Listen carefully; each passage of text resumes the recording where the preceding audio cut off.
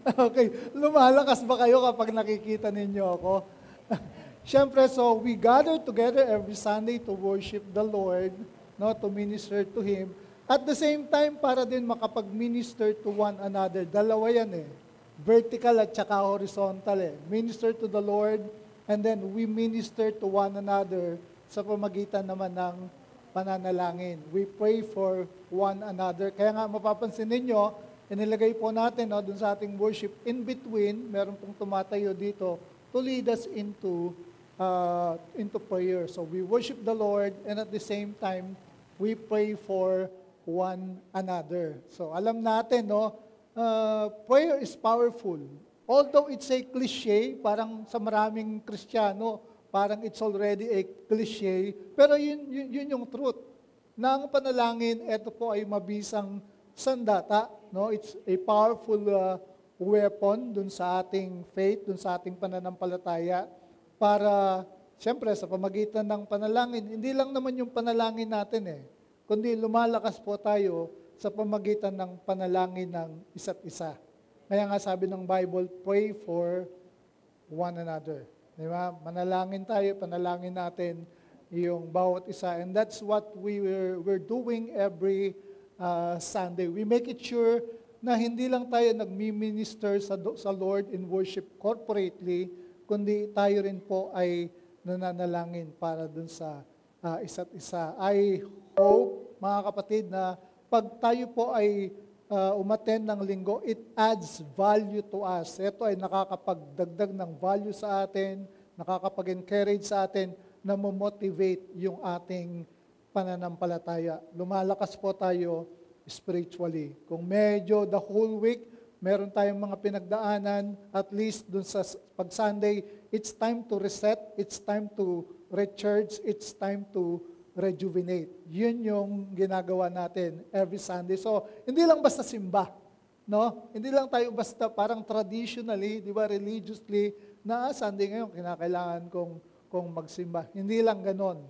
More than that ang nangyayari dun sa ating mga buhay. Amen pa ba yan? So, palakpakan natin si Lord.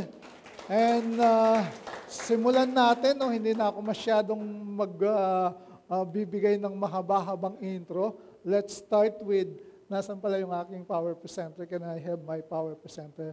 Let's start with our scripture for today. At ito po ay matatagpuan natin sa Psalms chapter 65, verses 1 hanggang 5. And I will be reading from the ESV, English Standard Version of the Bible. Ready na ba? Okay. Make sure na susunod siya. Pakipindot na lang. Please do stand for the reading of God's Word. At let's start reading verse 1. Ano yung sabi dyan? Praise is due to you, O God in Zion, and to you shall vows be performed. O you who hear prayer, to you shall all flesh come. When iniquities prevail against me, you atone for our transgressions. Blessed is the one you choose and bring near to dwell in your courts.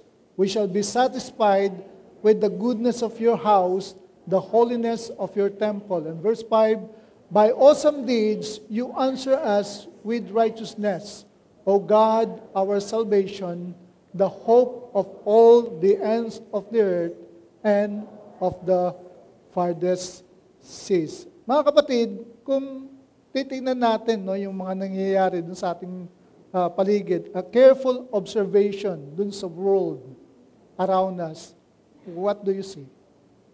Ano yung nakikita nyo? Pastor, wala akong nakikita.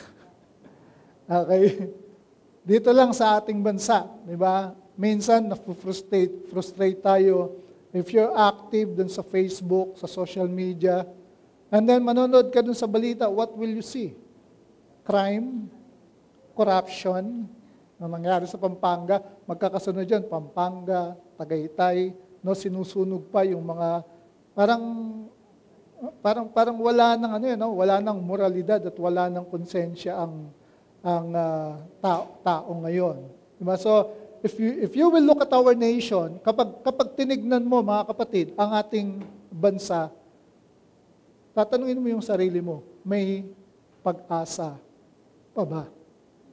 Diba? May pag-asa pa kaya ang ating bansa? Sinasakop na tayo ng China. Diba? Kailan lang makikita rin natin to? Papindot, makikita lang natin to, no? Yung isa pa, okay, barko ng China, hindi lang sa West Philippine Sea, no? Dahil sa baha because of bagyong Karina, nakarating na rin sa Metro Manila. Yun ay katunayan, mga kapatid, na kapag tinignan mo, Pogo, sabi ni PBBM, ban na yung Pogo. Totoo ba yun? Ban na yung Pogo? Daw? Okay. Pero nakakalungkot yun, di ba? Kasi ako, paborito ko yung Pogo eh. Binibili sa... Okay. Itlog ng... Okay. Okay, so... medyo kasi, di ba? So, if every time na makikinig ka sa news, di ba, magbabasa ka sa Facebook, you will be frustrated to what is happening in our nation. Yung iba nga, hindi na kinakailangang tingnan pa yung bansa. Baka sabihin ninyo, Pastor, sa sarili ko lang tingin ko parang walang pag-asa. So, pag-usapan natin today with all this happening dun sa world around us, balikan natin yung tanong na yun, may pag-asa pa ba? Manalangin tayo. Panginoon, maraming salamat po sa umagang ito. And today, Father, we ask you to anoint the word that we are about to receive. Lord, may it shed light into our hearts and minds. Holy Spirit, we ask you to powerfully move in the midst of us, your people, heal, deliver, and make us free from all worries and anxiety. Samahan po ninyo kami, Panginoon, sa umagang ito, ang inyong kaluwalhatian, ang inyong kadakilaan, ang inyong kapangyarihan, ang siyang patuloy na mahayag sa aming kalagitnaan. We pray that we will be challenged, Lord, dun sa message po ninyo sa amin sa umagang ito, and at the same time, we will be transformed by your word. Your word is very powerful, and your Holy Spirit, God, will use it to us today so that we will be transformed. We will be changed from glory to glory. Marami pong salamat. Sa inyo po ang papuri, aming Ama, sa pangalan ni Jesus. Amen and amen. Please be seated. Okay, so, meron pa kayang solusyon dun sa mga problemang kinakaharap natin? Tingin po ninyo. Climate change. Okay, pag-usapan lang natin, medyo isa-isa na. Climate change, tingin ninyo, mababago pa yan? Or it will just parang mas lalo siyang mag-worsen? Kasi yung mga dating mga bansa, nations, na hindi naman nagkakaroon ng flash floods, ngayon, nafa-flash floods na. Yung mga MENA countries, Middle East and North Africa, Dubai, di ba? If you're parang updated kayo mga kapatid, current events, di ba? Dubai, Iran, mga lugar, mga bansa dun sa Middle East na dati, mga disyerto yan very scarce yung tubig, madalang yung ulan sa kanila. But lately, nakikita natin ngayon, because of the global warming, because of the global change, sila rin ay naka-experience ng flash floods. Di ba? Malala. North Africa, Morocco, Tunisia, and other, yun nga, yung sinasabi ko sa inyo, MENA countries, Middle East, and North Africa. So tingin ninyo, magkakaroon pa kaya ng solusyon yan, yung climate change na yan? Ako, I don't think so. If you're expecting na the world will become, the world we live in will become a better place, parang hindi na Kasi pakurap na ng kurap Di ba? At hindi lamang yun, mga kapatid, ang unang-unang sumisira dun sa ating environment, sino? Tao. Di ba? Ongoing wars between, Israel and Hamas, between anak ng Putin, si President Putin at saka yung, di ba? Ongoing pa rin yan.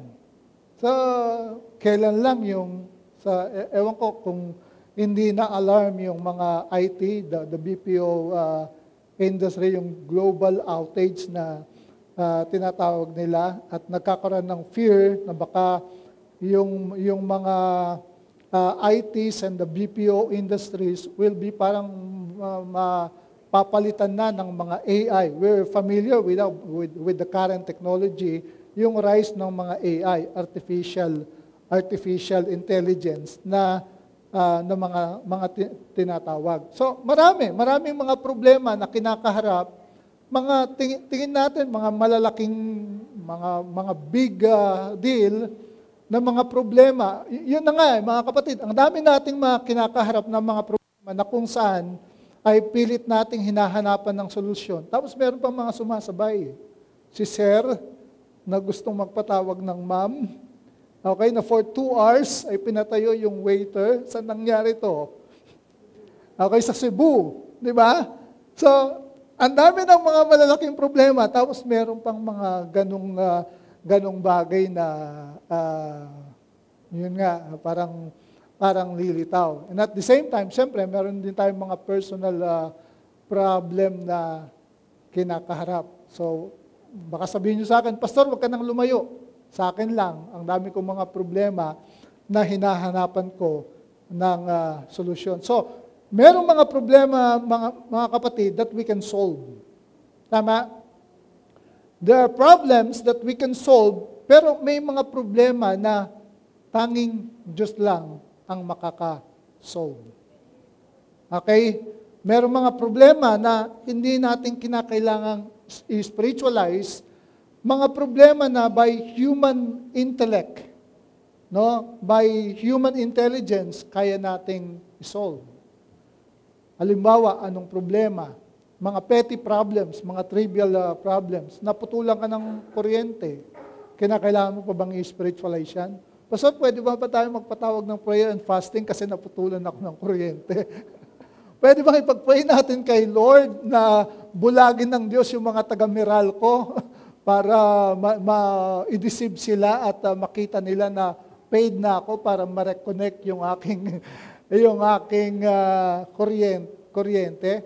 That's a petty, trivial problem na alam natin, kayang-kaya nating isolve. Okay? Maliban na lang siguro kung wala kang pambayad, you need to ask God for provision. Pero kung na-miss mo lang, di ba, kung na-miss mo lang, yung, siguro sobrang busy ka. Sino yung mga sobrang busy dito? Sobrang busy mo. Di ba, nakalimutan mong magbayad ng Meralco, ang nangyari, pinutulan ka. Ano kinakailangan mong gawin? So, no need to spiritualize that. All you need to do is go to Meralco. Pay your bill and then mag-ask ka na i-reconnect ang iyong connection, ang iyong kuryente. Okay? Pero meron ba sa inyo na mas kinatatakutan yung end of the month kaysa end of the world? Kasi pag end of the month, di ba, nandiyan na si Maring Judith. Okay. Sino yung kasunod niya? Pag susunod na darating si Judith at saka si Juna. Okay, dalawa yan, Judith at saka si Jonah. So, ito yung mga petty, trivial problems that by human intellect, parang common sense, if you want to use it. Kasi may mga ibang mga Kristyano, they don't want to use the word common sense. They want to use the word parang God sense or good sense. Whatever, pareho lang yun. By design, mga kapatid, kaya nga yun yung part yun nung tinatawag nating image of God in man. Binigyan niya tayo ng, kaya ka nga binigyan ng brain, di ba? Kaya ka binigyan ng utak ng Diyos para gamitin mo. Kasi kung hindi mo ginagamit, benta mo na. Okay? Slightly, slightly used. Okay? So, ano pa? Mga petty problems. Sasakyan mo, ayaw mag-start. Baka, Pastor Jay, baterya. Diba? O kaya, ano pa yung mga possible ano? Ano pa yung mga, baka walang gas. Diba? Baka hindi ka nagpapagasolina. Tapos gusto mong tawagin ako. Tumatawag nga si Pastor para maipag-pray over yung aking ano. Diba? No need to spiritualize that, kapatid. Diba? By mere common sense, naintindihan natin na may mga bagay, kaya nga tawag natin petty, trivial problem. Kaya nating i-resolve. Kasi part yun nung pagkaka-create, pagkakalikha ng Diyos sa atin. Binigyan niya tayo ng intellect. No, binigyan niya tayo ng intelligence para gamitin natin. Pero, may mga bagay dun sa buhay na kahit anong gawin natin, hindi natin mare-resolve. May mga bagay, no, sa buhay ng tao na tanging Panginoon lamang ang makakasolve. Ano yun? Pag-usapan natin, no, the problem only God can see. And this can solve. And this is the problem of sin. No? Yung because of sin, no, dahil dun sa kasalanan, nagkakaroon ng mga consequences dun sa buhay ng tao, dumarami hanggang sa hindi na niya makaya. And sometimes, yun yung nagiging cause ng depression, ng stress, nagiging troubled tayo dun sa ating buhay. So, the real culprit behind all human problems is rooted with sin. Ang pinag-ugatan daw, no, ng lahat ng problema ng tao, merong kinalaman dun sa kasalanan. If you will look at, tingnan na lang ninyo, mga kapatid, kung bakit nagkaroon ng World War I. Bakit nagkaroon ng World War II? Bakit ang mga Germans, they want world domination? Di ba? It's because of sin. It's because of greed. It's because of selfishness. Okay? It's because yung parang sobrang pag-aambisyon na parang gusto mo na masakop, no, ang buong mundo, no? Bakit mayroong mga wars, famine, crime, and corruption? It's all because of sin. So maraming nagagawa ang kasalanan, no, na siyang pinakaugat kung bakit nagkakaroon ng maraming problema ang tao.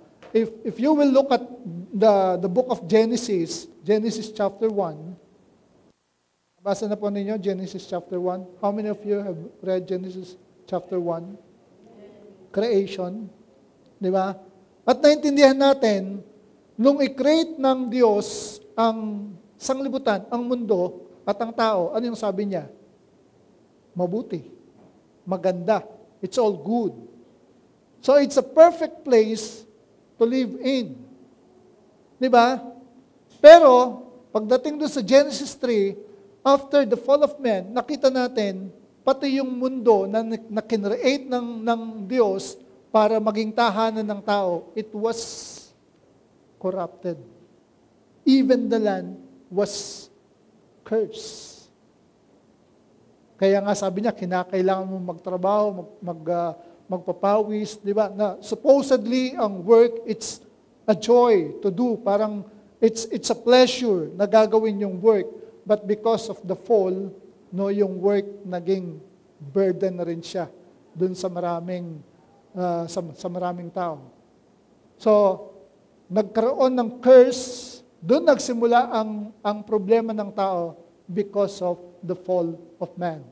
Dahil dun sa pagsuway ng tao sa Diyos. So, the real culprit behind all human problems is rooted with sin.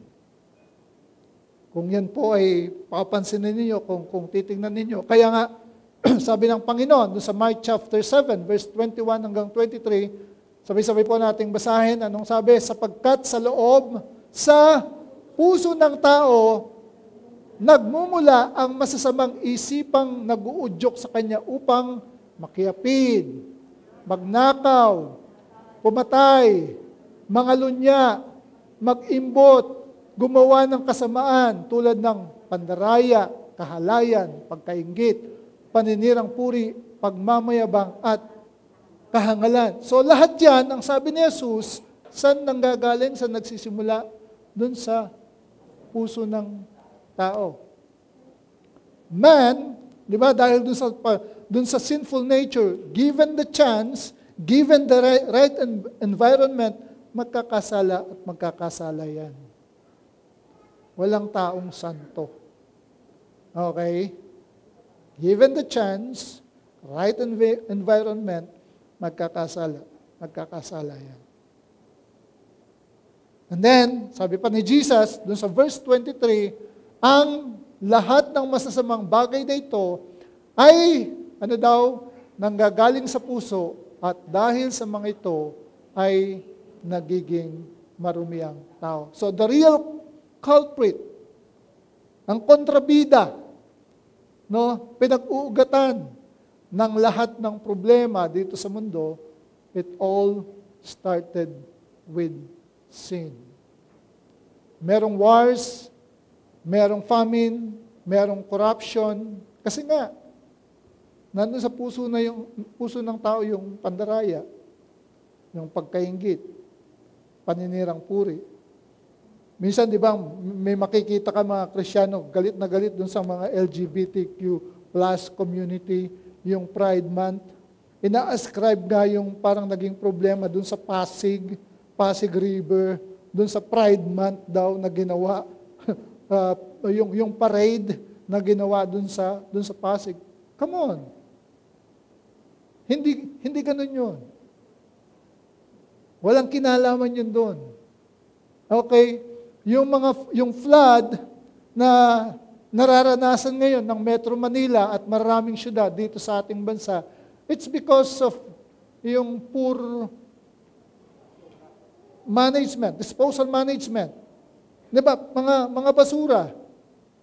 Di ba? Kapag walang baha, makikita mo na lang eh. Ang ilog ba tapunan ng basura? Di ba? So, galit na galit, may mga Kristiyano na parang holier than thou attitude, okay, sila lang ang banal, na ina-ascribe yun dun sa LGBTQ, Sodom at Gomorrah daw. Pero kapag tinignan mo, marami rin naman mga Kristiyano na, ikaw ba, Kristiyano ka, hindi ka na naiinggit? Minsan nga may Kristiyano, naninirang puri eh. Di ba? Correct? Let's be truthful here. Amen? Kung wala na tong mga to, di ba, kahit dun sa mga Christian, sa mga simbahan, di sana wala nang mga simbahan na nag-split. Di ba? Wala na sanang mga nagkakahiwalay na mga anak ng Diyos na parehong born again, magkaaway. Di ba? So, yun yung pinaka-root cause. Embedded, mga kapatid, in the heart of man is the sinful nature. Kaya nga yun yung ina-address ng Panginoon. But here, mga kapatid, makikita natin na the only parang makakapag-solve, makakapagbigay ng solusyon dun sa sin problem, none other than God, through our Lord Jesus Christ. So this is very clear. Mark chapter 7, verse 21 hanggang 23. So, paano natin ngayon parang i-expect na yung mundong tinitirhan natin ay gaganda pa? Tama? Kasi kung tutusin, kung gaganda pa yung mundong tinitirhan natin, bakit magkakaroon ng new heaven and new earth na kinakailangan ding baguhin? Etong parang like us, this world that we live in will also be resurrected. i-restore ng Panginoon dun sa kanyang former glory. Yung unang-unang purpose and design niya kung bakit niya nilikha etong earth. It will be, etong earth na tinitirhan natin ngayon, it's no longer a perfect earth. Amen? Andiyan pa ba kayo? So, yan yung real culprit. No? Yung kasalanan.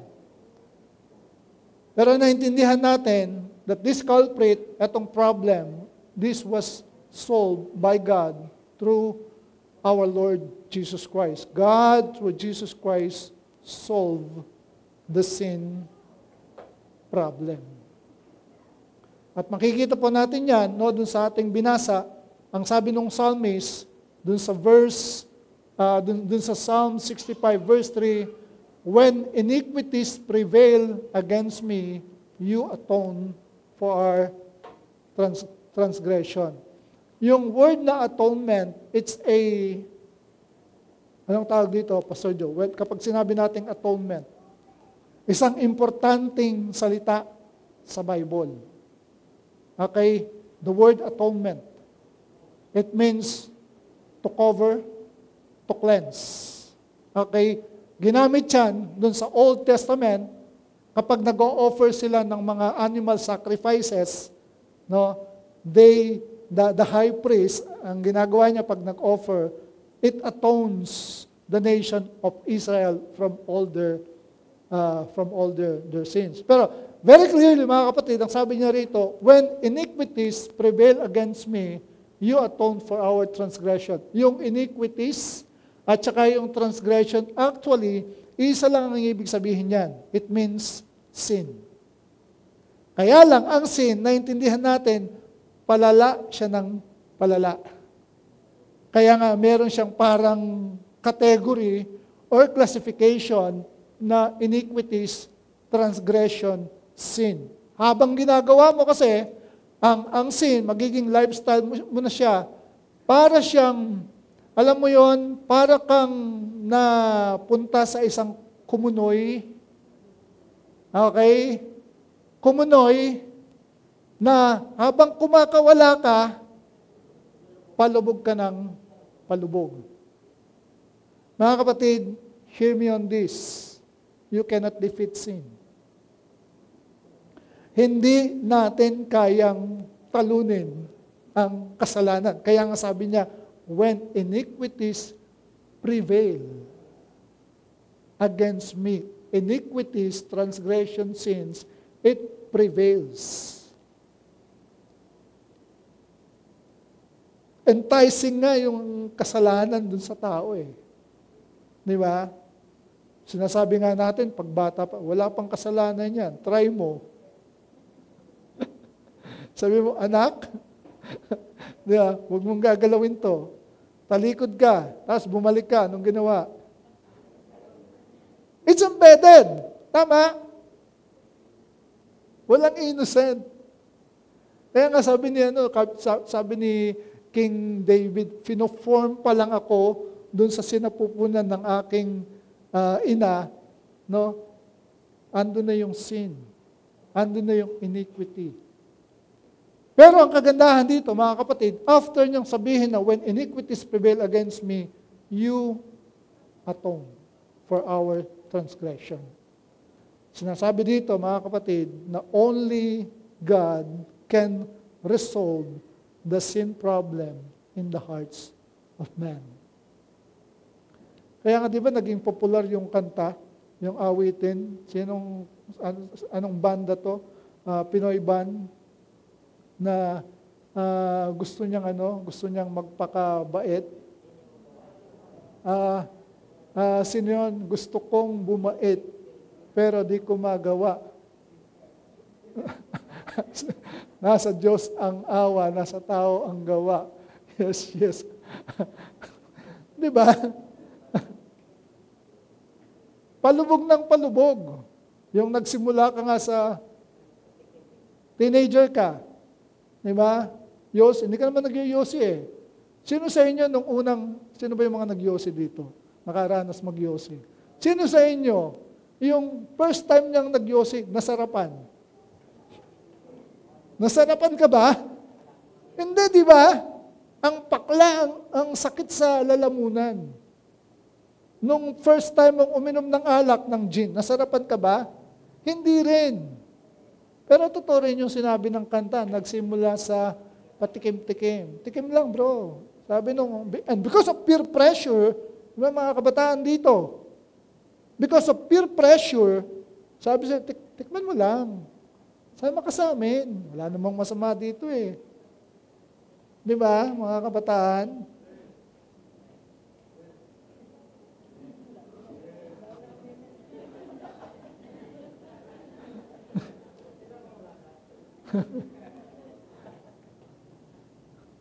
Sabi siya, ba't ikaw wala ka pang girlfriend? Bata pa ako eh. Di, ikaw na lang walang girlfriend dito eh. Diba? Because of peer pressure, ayaw mo naman talaga mag-girlfriend. Nag-girlfriend ka. Kasi gusto mo maging in. You want to be in, not out. Di ba? Peer pressure. Ganyan nangyayari. Kaya nga ang sin, mga kapatid, it's enticing. Pero yun ang kagandahan. You atone for our transgression.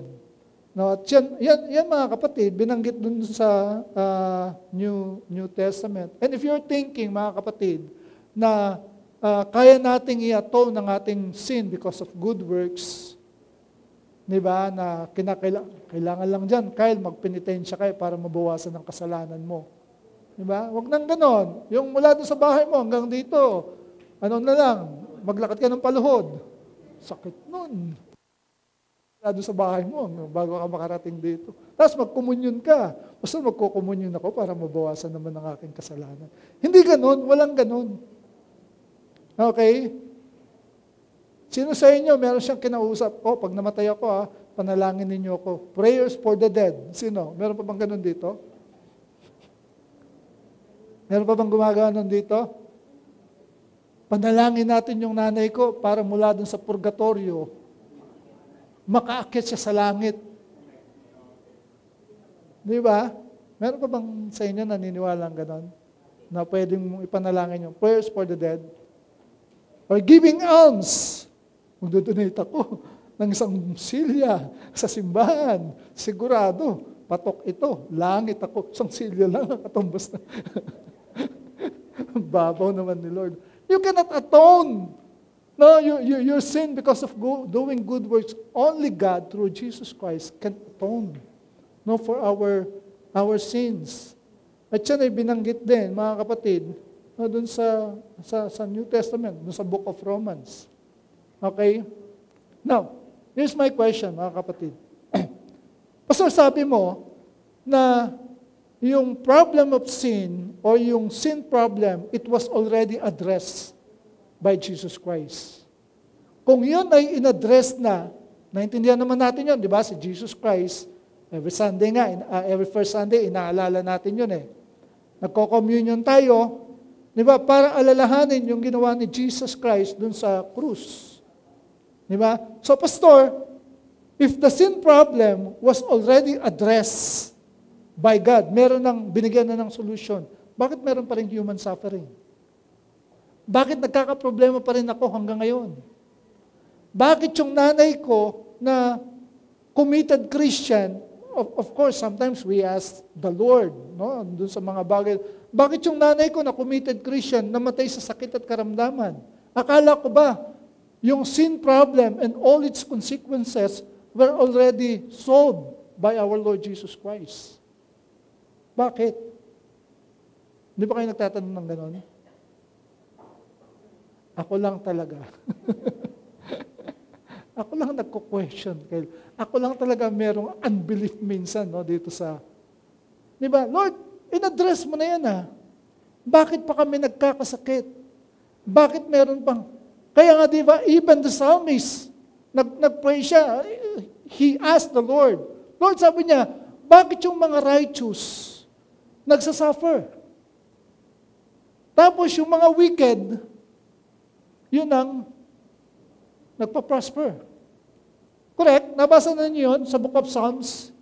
Why do the righteous suffer and then the wicked prosper? Ikaw, every Sunday, simba ka ng simba. Samantalang yung iba, yung Kristo nila, dun sa sabong, nananalo pa sila. Di ba? Pinagpapala. Parang it's unfair. God, it's unfair. Come on. Amen? Di ba? We ask the Lord. At times, mga kapatid, yun yung hindi natin maintindihan. Kaya nga, merong mga Kristiyano na usong-uso sa US ngayon, yung tinatawag nilang faith deconstruction. Narinig na yun, faith deconstruction, na from former evangelical Christian, nagde-deconstruct sila ng kanilang faith. Ibig sabihin, tumatalikod sa kanilang pananampalataya. Kaya nga, faith deconstruction. Usong-uso yan. And even pastors. Yun nga yung parang medyo parang ironic doon, pastor. Even pastors, evangelical pastors. Yung author ng I Kissed Dating Goodbye, naging popular best-selling book noong early 90s, ACBS, Joshua Harris. Nag-deconstruct ng kanyang faith. Sabi niya, lahat ng sinabi ko dun sa I Kissed Dating Goodbye and TLW, you're familiar, yung mga 80s, 90s dito, TLW, True Love Waits. Lahat yun sabi niya, patawarin ninyo ako na pinagsasabi ko yung mga bagay na yun. Di ba? So, kapag ganon, mga kapatid, kapag hindi natin na-resolve dun sa ating isipan, yung ganong question, hindi natin naiintindihan yung tinatawag na meta-narrative of the Bible. Hindi natin nakikita yung the whole story of the Bible. We call that, parang it may sounds highfalutin, no? Yung word na meta-narrative, pero ang ibig lang sabihin nun, the big story. Okay, yung kumpletong kasaysayan. Kasi pag sinabi mong Bible, minsan nalilito tayo eh. Di ba? It consists of how many books? 65? Okay. Alam ninyo, 66. Di ba? So, 66 books, different authors, different stories. Kaya minsan, parang nako-confuse ka. Ba't ganito? Sabi dito sa ganitong book, ganyan. Bakit dito? Iba. Di ba? It's 66 books, mga kapatid, pero dapat tignan mo siya as one book. Yun yung meta-narrative. No? Isang kasaysayan lang. Hindi kasaysayan ni Abraham, ni Isaac, ni Jacob. Kasaysayan ni Pablo, ni Pedro. Hindi. Kasaysayan ng Diyos at paglikha niya ng kanyang pamilya dito sa lupa. So, meta-narrative, ito yung meta-narrative ng Bible para ma-resolve natin yung question dun sa ating isipan na, Lord, if you have already addressed the sin problem, bakit meron pa ring human pain and suffering? At bakit ang mundo ay patuloy pa rin siyang pakurap ng pakurap? Bakit ang bansang Pilipinas, sinasabi niya ang daming mga Christian, ang daming mga born-again Christians in the government, pero parang hindi naman nababawasan yung corruption. Parang mas lalong lumalala. Di ba? Minsan yung mga Christian dito, minsan nag-aaway lang eh. Di ba? Kagaya ng issue ng, another issue, Marcionism. Di ba? Masyadong, alam mo yun, tapos binabanatan ng isang pastor si ganito, na nagtuturo daw ng Marcion. Ano ba yun? Bakit hindi tayo mag-focus dun sa ibang bagay? Bakit? Okay. So, balik ako. Shadow akong nandun sa mga current issues and minsan na-frustrate ako dun sa mga nababasa ko sa social media. Okay, the meta-narrative of the Bible, it looks like this, mga kapatid. Hindi ko na yan. Yan yung meta-narrative. It starts with creation. God, in His love, no, dahil sa pagmamahal niya, kinreate niya yung tao. para maging pamilya niya dito sa lupa, para pamahalaan yung lupa sa kanyang kinreate. Parang ang tao, si Adam at saka si Eve, kinreate niya para maging extension ng kanyang pamilya dito sa lupa. Kaya nga sabi niya, dominate. Created ka in the image and likeness of God, be fruitful, multiply, dominate, take dominion of the earth. Okay? Nandun yung full potential niya. Doon magsisimula, supposedly. From the Garden of Eden, di ba, mag-expand, lalabas siya at ido-dominate niya yung mundo. Magkakaroon ng sports, ng arts, ng culture, ng drama, mag-invent siya, technology. Kung walang fall, lahat yan perfect. Okay? So, kinreate ng Diyos ang tao, di ba? Yung first family, si Adam and Eve, at binigyan niya ng responsibility, ng mandate, dominate the earth. Kayo yung representative ko sa lupa. Ang heaven, merong direct access. Kaya nga in the cool of the day, mababasa natin doon sa Genesis, nakikipag-fellowship ang God kay Adam and Eve. But we understand na yung original design ng God, it was corrupted. It was destroyed because of the fall. From creation to corruption. Ang tao ngayon, na dati merong direct access sa God, iba na yung sinasamba niya, nung nakikita ninyo. Gintong guya, di ba? Nanilikha nung nakita na nga nung Diyos dun sa Mount Sinai habang nakikipag-usap si God kay Moses, gumawa sila gintong guya. Sumamba na ang tao dun sa iba't ibang Diyos. Okay? Nagkaroon ng fall, nagkaroon ng corruption. Pero, naintindihan natin, dahil mahal ng Diyos ang tao, He addressed the sin problem. Nagkaroon ng redemption. Pero hindi pa dito nagtatapos. At this stage, nandito tayo. We are still living in an imperfect world, imperfect earth. Okay? Ang ending, mga kapatid, ibabalik ng Diyos ang tao after nung redemption dun sa original design. Kaya magkakaroon ng restoration. That is the meta-narrative of the Bible. Isang kwento na tumatakbo, na tumatahi mula from Genesis until the book of Revelation. Ngayon, basahin mo lang yung first chapter of Genesis and then yung mga last chapter of the book of Revelation. Makikita mo, Genesis creation, nagkaroon ng fall. Doon sa mga last chapter of Revelation, nagkaroon ng restoration. New heaven and new earth. Mga kapatid, sino sa inyo gusto manatili dito sa lupa? Sino sa inyo gusto niyang mabuhay hanggang gusto niya dito sa lupa? Kayo na lang. Okay? Hanggang nandito ka, magkakaroon ng sakit, magkakaroon ng karamdaman. Amen? Merong germs, merong virus. Amen? Kahit ayaw mo. Di ba? Kahit minsan anong ingat mo eh.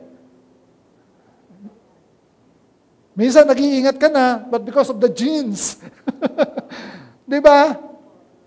Yung namana natin, because of sin, the original design of God, yung genes, DNA, it was also corrupted. Kaya nagkaroon ng mga iba't ibang mga sakit. Amen? Mga kapatid, ano yung papamana ninyo sa inyong mga anak? At sa aking anak na pinakamamahal, paborito, ipapamana ko sa kanya ang aking sakit na high blood. Diabetes. Huwag na yun. Pamana mo na lang yung Word of God. Diba? Yung salita ng Diyos, yun yung maging legacy mo sa kanila. Okay? Biruin mo, eto pa nga, pinamanahan mo, all your life, nagpakapagod ka. Nagnegosyo ka, no time for love, no time for pleasure and all, para lang makaipon ka. Okay? Para pag-alis mo dito sa mundo, may papamana ka dun sa anak mo.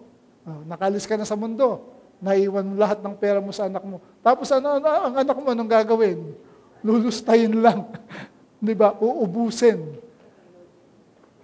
Di ba? Ikaw, alam mo yon, wala ka ng time para mamasyal man lang, bumili ng bagong damit, or and all, para meron ka lang maipamana dun sa anak mo. Baka dun sa langit, nagsisisi ka pa no? Nakikita mo, nilulusta yung ano mo. Sana pinamana ko na lang sa'yo yung diabetes ko. Okay. So, yan yun, mga kapatid. So, para ma-resolve no, yung question natin. So, but of course, because of this redemption, sabi ko sa inyo, yung sin that only God can solve. Because of this redemption, no, na ginawa ng Diyos through our Lord Jesus Christ, merong mga nangyari sa buhay natin. Ikaw, ako, na tumanggap kay Kristo, our sins have been atoned. Atone means cleanse. Okay? Kapag tinanggap mo si Christ, hindi na yung past. You have a clean slate. A new beginning, a new start. Dapat mong maintindihan yon. Because all your sins, when you accepted Jesus Christ, all your sins, past, present, future, it was already resolved. Okay? You will start, kaya nga 2 Corinthians 5:17 eh. Ikaw ay, naging bagong nilalang. Okay. Wala na yung dating pagkatao. Okay? So, clean slate. So, merong mga nangyari no, na makikita natin, mga kapatid, na merong result. When the sin problem was addressed by God, merong resulta dun sa buhay natin. May nangyari sa buhay mo. Tingnan mo yung pagmumukha ng katabi mo. Kung may nangyari. Diba? May nangyari dyan. Again, nakala mo lang wala, pero merong nangyari dyan. Ano yung unang-una? When the sin problem is addressed, nagkaroon tayo ng righteousness. Amen? Naging righteous ka before God. Righteousness means right standing with God. So kapag dinefine natin yung righteousness, ang sabi niya, it's the ability to stand in the presence of God without any sense of guilt nor condemnation. Kaya, kapag magpipray ka, lalapit ka kay Lord, at ipapaalala sa'yo ni Satan, ni Taning, yung past sin mo, sasabihin mo, Lord, may kasalanan pala ako. Alam mo kung anong sasabihin sa'yo ni Lord? Anong kasalanan? It was already taken care of. In-address ko na yan. Yung sin problem na yon. Kaya, kasi, kung lalapit ka sa Diyos, no, doon sa presence niya, at lagi mong iisipin na makasalanan ka, you can stand before Him. Amen? Ang mangyayari nun, ikaw ay parang nagtitiwala sa iyong sariling kakayahan. Okay?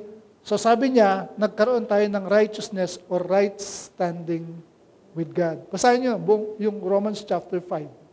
Makikita ninyo. Sabi doon, because of justification, we have access with God. Righteousness. Ikaw ay naging matuwid sa harapan ng Diyos. Again, tingnan mo yung katabi mo. Mukha bang matuwid yan?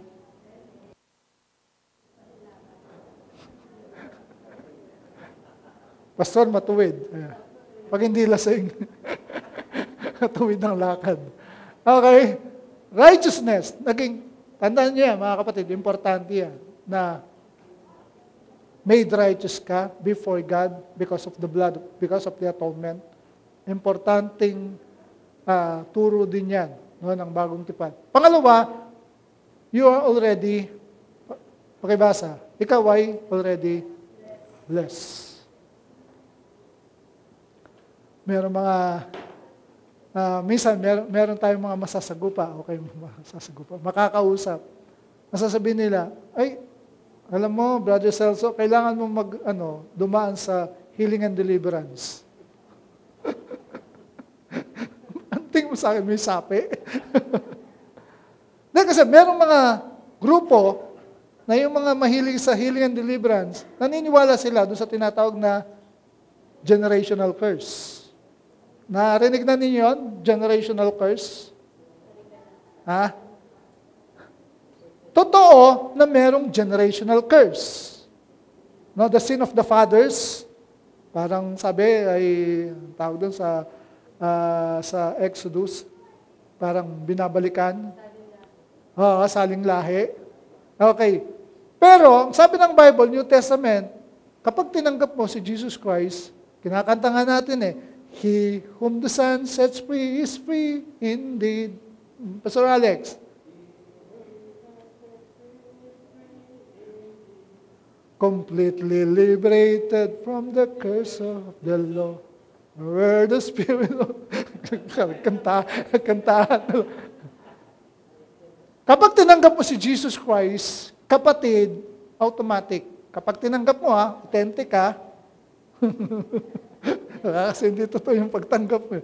Kapag talagang tinanggap mo si Jesus Christ with all your heart, talagang totoo naman sa the curse has been broken. Amen? Galatians chapter 3, verse 13. Christ has redeemed you from the curse of the law. Para yung blessing of Abraham, matanggap mo. Amen? Nandiyan ba kayo? O tulog na kayo? Ano yung unang-unang word? Psalms 32 verse 1. Anong sabi? Blessed. Blessed. Pinagpala. Other word, happy. Blessed, sabi niya, is the one whose, eto na naman, yung transgression. Whose transgressions are forgiven. Atonement. Whose sins are covered. Atonement. Sin, transgression. Blessed is the one whose sin the Lord does not count against them. Hindi na, ano sa Tagalog yun? Does not count. Hindi na niya ibinibilang pa. Wala ka ng kasalanan. When you accepted Jesus Christ as your Lord and Savior, wala ka ng kasalanan. And you are blessed. Tinatanggap mo ba na blessed ka? O hanggang ngayon, curse ka pa rin? Pag medyo napadaan ka dun sa mapuno, tao-tao po. Diba? Kasi baka may dwindi, matamaan mo yung dwindi. Tabi-tabi po, di ba? So, alam mo yon. Minsan kasi maraming yung mga natin na, okay, na so, tanggalin yung mga ganung bagay. Bless ka. So, eto pa yung isang result nung i-address ng Panginoong Jesucristo, yung sin problem. You are already blessed. At yung blessing na yon, mga kapatid, it will parang overflow. Nag-accumulate yung blessing na yon. Kaya nga tingnan mo, yung buhay mo, nung bago-bago ka palang naging Kristiyano, nagsisimula, ikumpara mo yung noon at saka yung ngayon. Anong masasabi mo? Pastor, ang laki ng,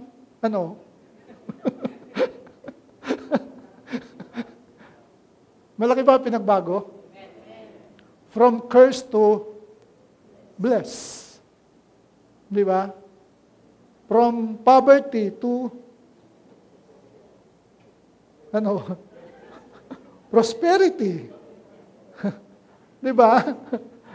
From bondage to freedom. Yan ang naging resulta. Kaya nga, blessed ka na eh. Tingnan mo yung mukha ng katabi mo. Parang hindi nagbago, di ba? 27 years ago, pero parang mas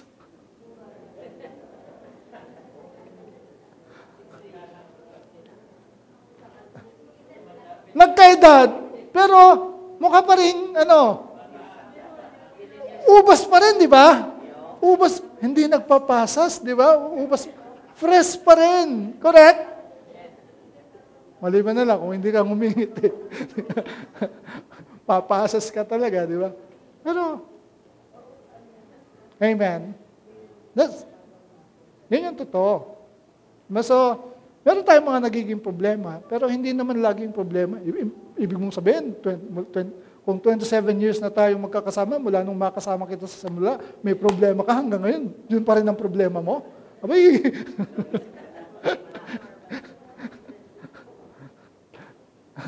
kung ganun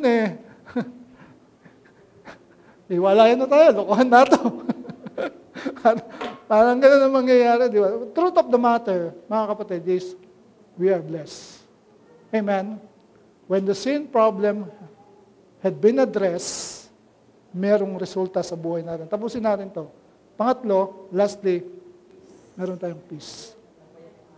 Importanteng bagay na kailangan natin, magkaroon tayo ng peace. At ngayon, yung peace na yon na patuloy na na-experience natin dun sa ating mga buhay. Psalms chapter 4, paborito kong verse, kasi minsan hindi ako makatulog. Pero hindi ko kailangan ng sleepasil, yung gamot sa mga may insomnia, sleepasil. Okay. Hindi ko kailangan ng sleepasil, ang kailangan ko ay Psalms chapter 4, verse 8. I quote. Okay. I quote this verse. Psalms chapter 4, verse 8. Sabay-sabay nating basahin, napakagandang verse. In peace.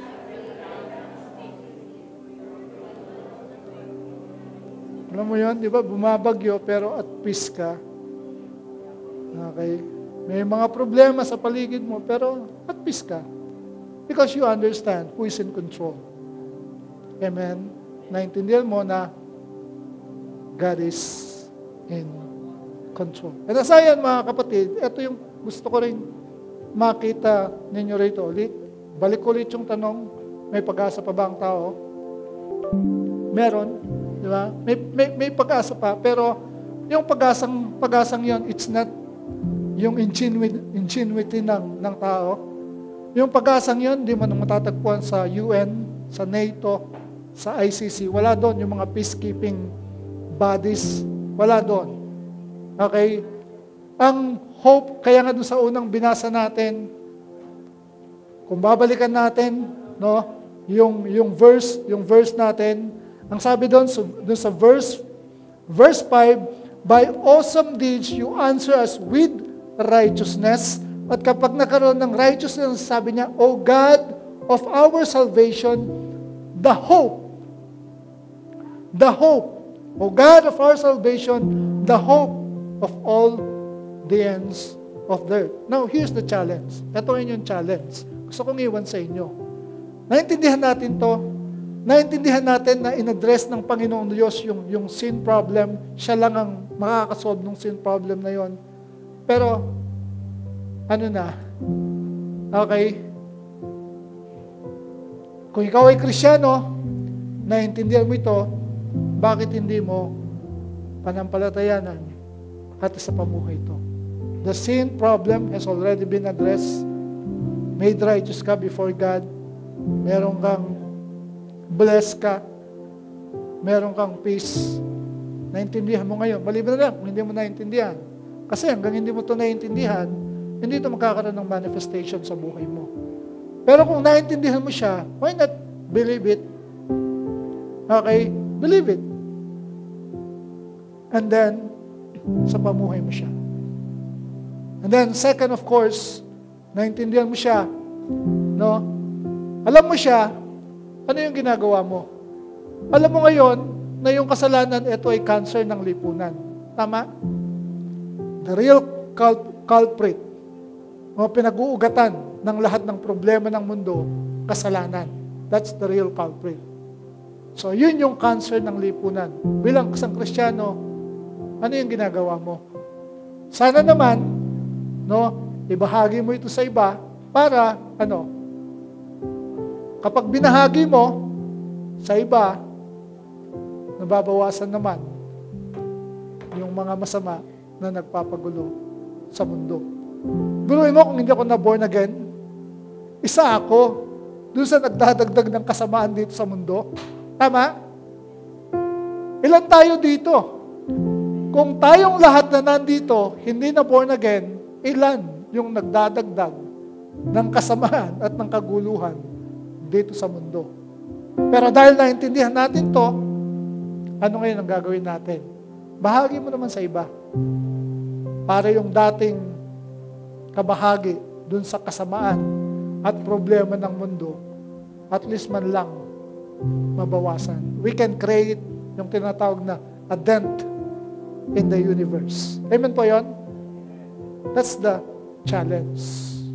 Kasi alam na natin kung ano yung dahilan, kung ano yung pinag-uugutan ng problemang kinakaharap natin, may solusyon naman. Ba't natin hindi ibahagi sa iba? That is the challenge to us as Christians. Amen po yan? Instead na magbangayan kayo, grupo ng isang grupong sekta, tapos isang isang local church na ganito, tapos kalaban yung isang local church na doon.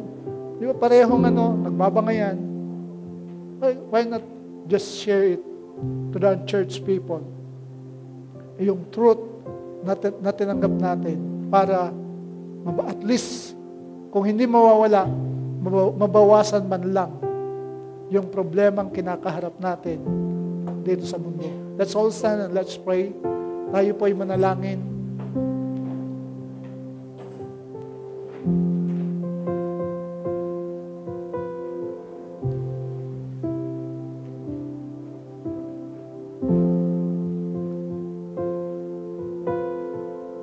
So if you're not experiencing yung peace of God, if you're not experiencing yung righteous, hindi mo ma-enjoy yung relationship mo with God, hindi mo naintindihan na meron kang right standing sa Panginoon, hindi mo alam na ikaw ay blessed, it's time to settle it.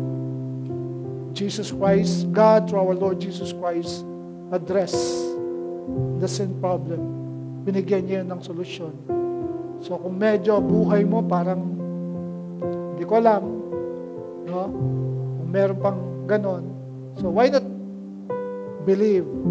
Paniwalaan mo itong truth na to, let Jesus Christ be the center of your life so that you can experience itong righteousness, blessing, and peace.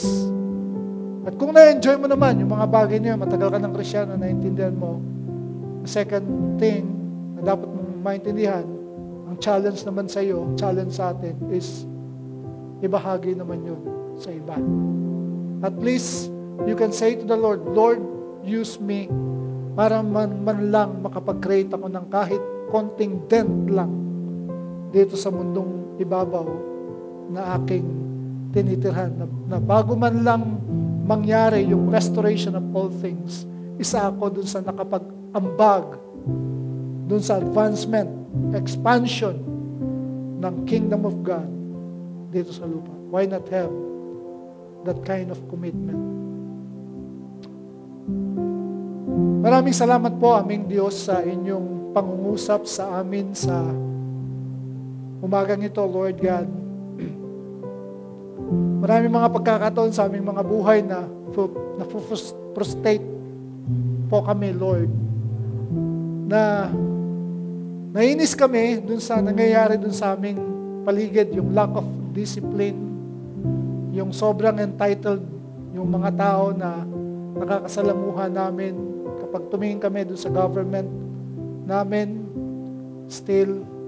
And then, meron pang blind fanaticism and loyalty na nakikita kami dun sa mga kababayan namin na instead na itingin ng ilagak yung kanilang pag-asa sa inyo, ay inilalagay yung kanilang tiwala sa kung sinong politiko na nangangako na hindi naman kayang mag-deliver ng kanilang mga pinapangako. That's why mas lalo po kaming na-frustrate. So now, Lord, as we understand and hear this lesson, we want to shift our focus, Lord, na from trusting man, trusting people, trusting politicians, trusting peacekeeping organizations. Lord, sinishift po namin yung focus namin, yung aming faith, at inilalagay po namin sa inyo dahil ang sabi po ninyo, kayo po yung hope of all the nations and throughout the ends of the earth, O God. And Lord, help us, tulungan po ninyo kami na magawa yung aming part, Lord, na hindi lamang namin i-enjoy yung perks of being a Christian, the perks of being in a relationship with you, kundi tanggapin din po namin yung mandate, yung commission, yung responsibility na ibinigay po ninyo sa amin, na ibahagi sa iba, ipamalita sa iba na yung sin problem, sin issue, it was already addressed by our Lord Jesus Christ. Salamat po, Panginoon, sa bagay pong ito, at kami po bilang isang local church, one church family, patuloy din pong mag-focus po kami dun sa mandate na yan, Lord God, na ibahagi ang mabuting balita sa ibang tao, God. Maraming pong salamat. Pagpalain po ninyo ang bawat isa na naririto.